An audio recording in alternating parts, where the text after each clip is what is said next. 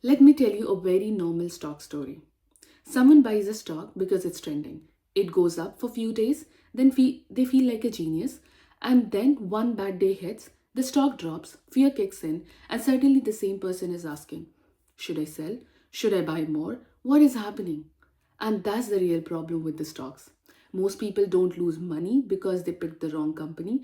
They lose money because they didn't know what they owned and why they bought it at the first place. Hi everyone, welcome back to Learn Investment with me. Last episode we talked about ETFs, an easier way to own a basket.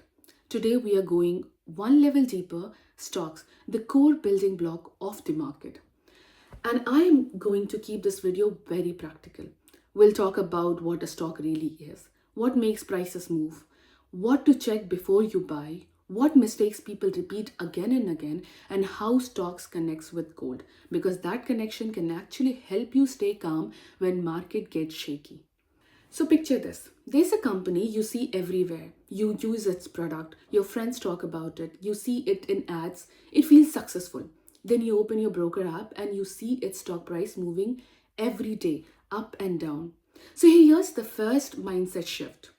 A stock is not a lottery ticket. A stock is ownership. When you buy a stock, you're buying a small piece of a business. So the real question is not, will the stock go up tomorrow? The real question is this a good business? And am I buying it at a reasonable price?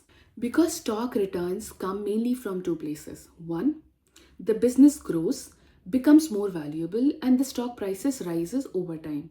Second is, some companies share profits through dividends. Nice bonus, but not guaranteed.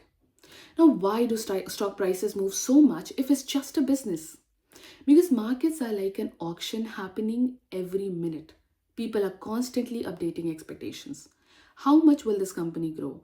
How much profit will it make? What could go wrong? What is the economy doing? What are interest rates doing?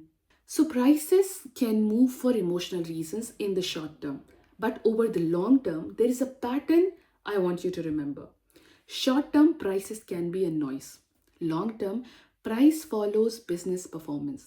That's why learning a few basic checks changes everything. It helps you stop reacting to noise. Now, let's get into what to look at. But in a very, very simple way, these are the things which you would actually think before buying a stock. So, imagine you are about to buy a small shop. Before you buy it, you'd ask yourself, what does the shop sell? Does it make profit? Does it have too much debt? Does it how stable are customers and how much are you paying for it? That's exactly how stock investing should feel like. So here are the key characteristics to look at. No complicated deep finance, just enough to make smart decisions. First, what does the company do in one sentence? If you can't explain the business simply, don't invest yet. Because later on, when the stock fails, you won't know if it's a real problem or just a market mood. Second, revenue and the profit trend. Look at the last few years. Is revenue generally rising? Are profits rising too, or at least stable? A company can grow revenue but still struggle if it can't turn that into a profit. Third is EPS, earning per share. EPS tells you how much profit is earned per share. You don't need to calculate it, just observe. If EPS is rising over time, if EPS is constantly growing, it's usually a healthy sign. Fourth is debt, because debt changes the game. A simple beginner friendly check is the debt to equity ratio. It tells you how much debt the company is using compared to its own capital. Debt isn't automatically bad. Some industries need it. But very high debt increases risk because in bad times, debt doesn't wait. Now, fifth point is ROE, return on equity. ROE is a quick way to understand how efficiently the company uses shareholders' money to generate profit. Again, don't get stuck on 1 year, look at consistency across time. Now, here's the part that most people ignore. Even if a company is great, you can still lose money if you overpay. That's where valuation comes in. Think of valuation like buying a house. A house can be amazing, but if the price is double what it should be, your return may be poor for a long time. The most common valuation metric people hear is PE ratio, price to earnings. PE basically answers how much am I paying for each 1 unit of company profit. If a company has PE of 20, in simple terms, you are paying 20 units of price for 1 unit of earnings. Higher PE usually means the market expects higher growth. But if growth doesn't happen, the price can fall, even if the company is still good. So PE is not good or bad by itself. It's only meaningful when you compare it to the company's own past PE, the other similar companies in the same industries, and the growth reality. Along with PE, other thing that helps is market cap. Market cap is the total value of the company on the stock market.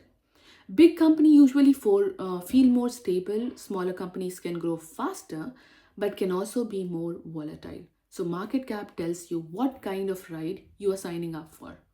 At this point, if you're thinking this is a lot, here is a calming part. You don't need to check 50 metrics. Just check a handful consistently. Here's a simple mental checklist that works most of the time is business clarity, revenue profit trend, EPS trend, debt level, ROE, valuation which is your PE, and the market cap context. Now let's talk about mistakes because this is where people actually lose money. The first mistake is the tip trap. Someone says the stock will double and you buy with no understanding. The problem is not even with the stock. The problem is when it goes down, you don't know what to do. So you panic sell and then later it recovers and you feel cheated. Third mistake, investing without a time horizon. Stocks are not for money you need soon. If you need that money in 3 to 6 months, daily volatility will force bad decisions. Fourth mistake, putting too much in one stock. One company should not control your entire mood. Diversification protects you from being wrong. Fifth mistake is watching prices often and overtrading. The more frequently you check, the more emotional you become, and emotions are expensive in markets. Now, let's connect this with gold because this is what helps people stay emotionally stable. When markets are uncertain, crisis headlines, geopolitics, recession fears, many investors move towards assets that feel safer, and gold is one of them. Gold often acts like a hedge in certain times. That does not mean gold always goes up when stocks go down. Nothing is perfect. But gold can reduce overall portfolio stress when things get shaky. On the other side, stocks are usually your long-term growth engine. So instead of thinking stocks versus gold, think stocks plus gold. Stocks can help you grow wealth. Gold can help you sleep better when market seems messy. And that balance physiologically matters a lot more than people admit because the best strategy is the one you can stick to. So, if you're still early in building your stock investing approach, here is a simple way to start the actual works. Start with businesses you understand. Focus on quality and consistency. Avoid extreme debt. Don't rush into hype. And don't ignore valuation. If you want the simplest foundation, you can still use ETFs as your base and then add a few stocks slowly as you become more confident. Alright, let's wrap up. Today we understood what stocks are, why prices move, what characteristics to check like EPS, debts, ROE, PE, and market cap, what mistakes people repeat, and how stocks relate to gold. In the next episode, we'll talk about another topic. Till then, keep learning, keep investing. See you in next episode. Bye bye.